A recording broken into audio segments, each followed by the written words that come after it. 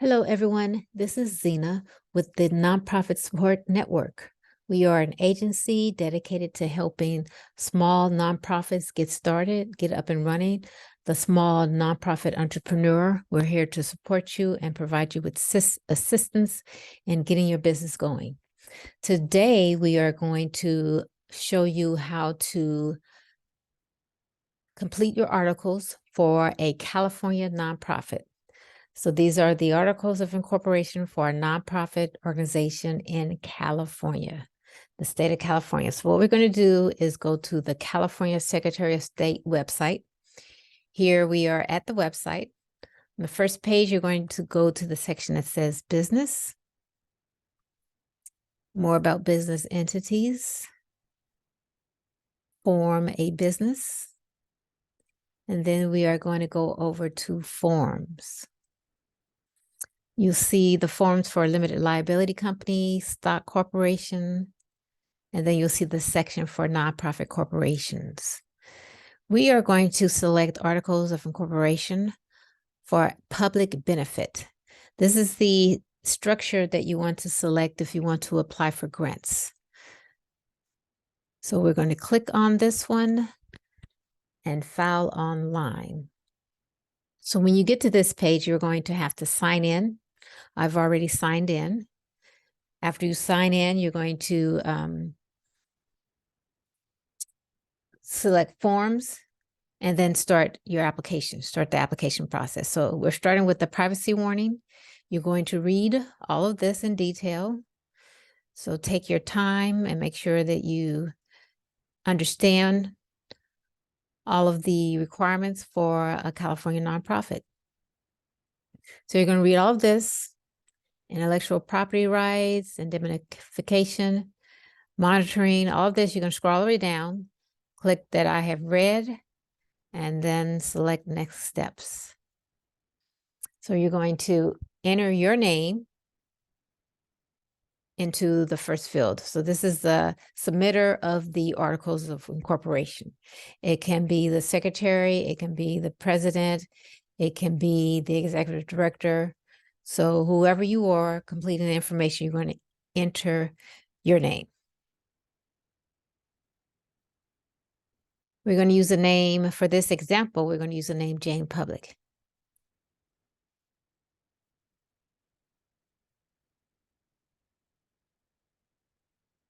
Next, we're going to enter the email address. So we are entering Jane's email address along with her phone number. And if there's extension, complete the extension and then select next steps. Now, at this stage, they're asking for about your corporation name. Hopefully, you've already searched to see if there's another organization with the same name that you have. You can do a Google search, a general Google search, search in the yellow pages, but they will also do a search here. So if you've already filed or reserved a name, you're going to say yes. If you have not, you're going to select no. Then you're going to enter your corporation name.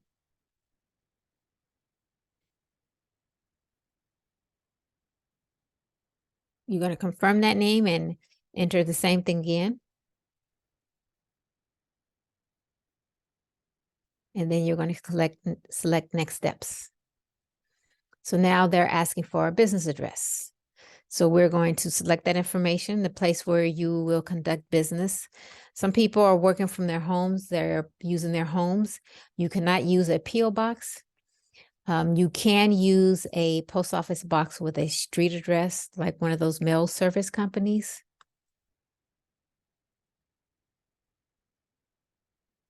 Enter the address. Well, let's put the suite down here. We're going to enter the city.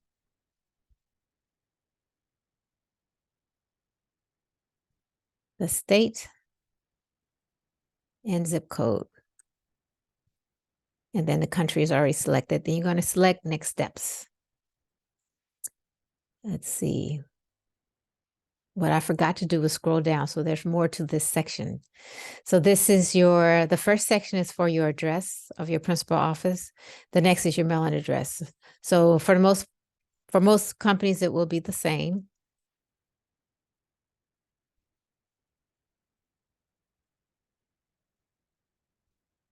And then city, state, and zip.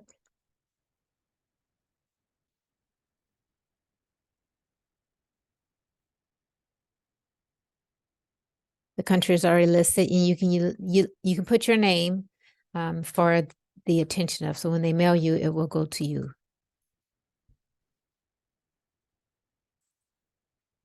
Next, agent for process of service. An agent for service of process is responsible for accepting legal documents, service of process, lawsuits, other types of legal notices on behalf of the entity. You can select an individual or a corporate agent. So some people will enter their information. You may have somebody else that's familiar with your company that you want to use. A lot of people don't want this information going to their place of business, so they may use a resident agent, and you can look that up, and there are a lot of organizations out there that will provide that service for you. For this example, Jane is going to be her own resident agent.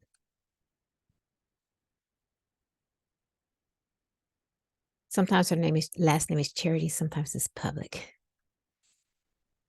But this is just an example.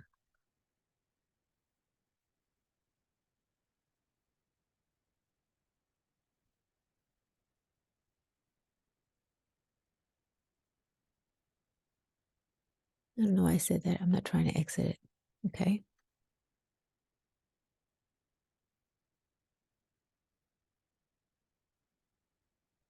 Okay. All right. So we've entered the agent for process of service. Next steps. The purpose. Public purpose or charitable purpose or both. For this example, we're going to choose both. You can review this information with your team and decide which works best for your organization. The next question, tax exempt status. Do you intend to apply for a tax exempt status? Yes, we do. The 501c3 application is what will give you your tax exempt status. That's what makes your organization a charitable organization, a nonprofit organization, an organization that is tax exempt. So you have to file your 501c3 status. Making a nonprofit corporation by itself does not make it a nonprofit corporation. You have to have your 501c3 in order to have a nonprofit organization. Next session is the specific purpose of your organization. So Jane's organization is established to help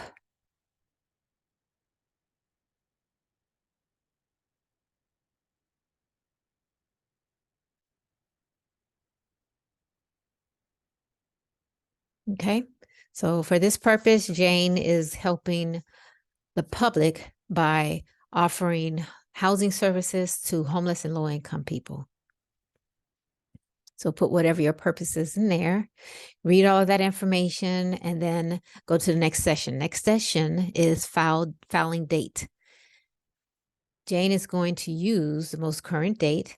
If your group has decided that you do not want to officially start business until January or until a couple of months down the line, then you can enter a future date. We're going to click next. It's giving you the option to upload some files. We're not uploading anything, so we're going to select next. Review and sign. For the purpose of this example, Jane is going to sign herself. If you have your treasurer, your secretary, and your CEO, they all may want to sign this document, and they can. You can select that option so that they all can sign the document. For this example, Jane is going to provide one signature. So, processing fee. As you can see, there's no fee. The processing fee is waived until June 2023. So now is the perfect time to get your nonprofit started. The annual minimum $800 tax to the California Franchise Board is due annually. If you have your 501c3 status, you do not have to worry about this fee. Nonprofit organizations are tax exempt as long as they file their 501c3 status. So it's very important that you do that immediately. And we do have a training video that will walk you through the process on completing that form. If you want a certified copy of your articles, you click here and pay $5. If you want to have it expedited within 24 hours, you can. If you want to have it processed the same day, you can. Those are extra. Jane is going to have it sent standard. Okay. For current processing times, you can click here. So to let you know how long it will take to, if you mark standard. So we're going to go ahead and go to the next step. But let's go back and see if it's red, there's a mistake. So let's go back and see what we did in this section. Okay. So we said one signature, but we didn't add the signature. So now let's go back and add Jane's signature. And then the date, she signed it today. And save. Okay. So that's been added. We're going to click next step. See, that one is clear now. And let's see. We completed this information. We're having it sent standard. Next step. Now you're ready to file. So clicking this button is going to file your articles of incorporation online for free until June of next year. So this completes the process of completing your articles of incorporation. If you have questions, leave them in the comments. We will get back to you. And I hope that you will come back and join us for some more videos. Again, we have videos on the 501c3 status and other applications related to setting up your nonprofit organization. Thank you for joining us at the Nonprofit Support Network. We look forward to working with you again. Thank you.